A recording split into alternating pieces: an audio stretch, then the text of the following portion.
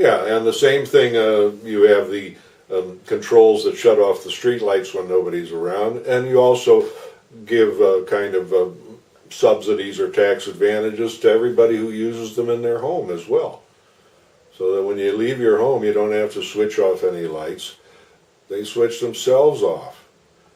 I mean, think of the savings nationwide when you install these little gadgets, which are now $5 or $10 or $15, right? So you just make it a nationwide policy, right? And again, all the laws concerning that, you'd never force people to do these things. This is a loss of freedom again. Very carefully, we're not going to say you must do this or you get a fine. What a stupid approach. You just create incentives, special prices, subsidies for the things that turn them on and off. It can easily be done to encourage people without making them jump through hoops. Okay. Now,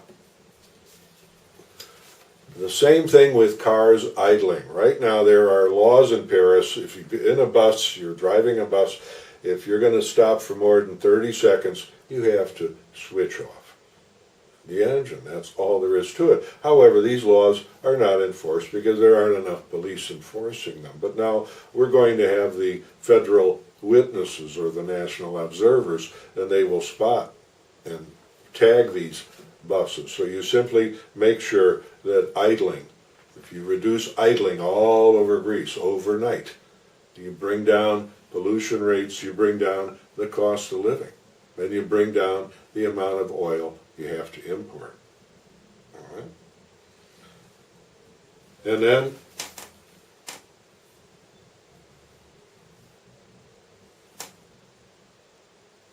food waste. Then we go to food waste. 40% of food that gets wasted in the U.S., maybe 30% in Greece, who knows, but there are many things we can do here. First, we can create a government program to eliminate food waste. It's got to become, and put professionals on the job, For example, once I had a great sandwich out of a machine, and then a guy came in, opened the machine, and threw all the remaining sandwiches in the garbage.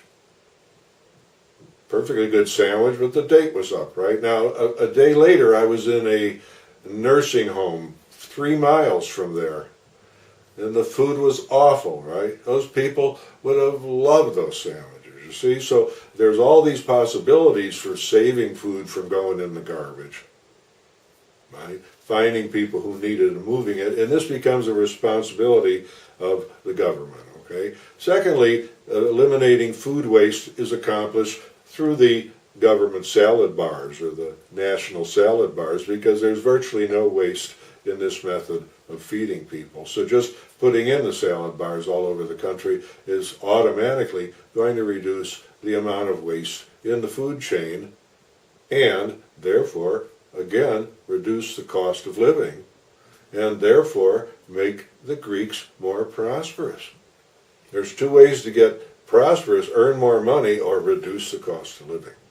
So many parts of the strategy involve that, okay? Now, again, oil leaks, for example. Most people, if they have an oil leak on their car, they're not going to fix it, right? They won't even notice it, okay? So once again, you have certain class of federal witnesses who look under your car with a camera and measure the size of the spot you leave, and suddenly you get a bill in the mail for that damage unless you repair it within a certain length of time. Right? So now all this oil that's spilling out of several million automobiles onto the pavement is reduced by 90%. Okay? Then you want to have silent laws. You must protect people's hearings. Here's one of the great wastes. We're now in a world where half the people are hard of hearing when you walk into a room. All the young people getting too much noise from their Walkmans and their gadgets and so on, but also the noise of machines, motorcycles and so on, and pneumatic hammers. We have virtually no protection against them. And we waste human hearing. If you lose your hearing, it's an incredible waste. And it's the job, the responsibility of the government to protect its citizens from that. So that becomes an important part of the government's effort. Right?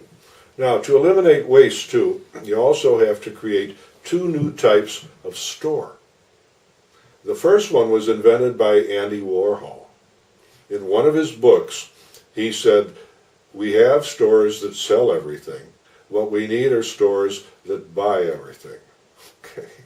And he was really not making a joke, and I believe it was a brilliant political insight, right? So you create Andy Warhol stores all over the country.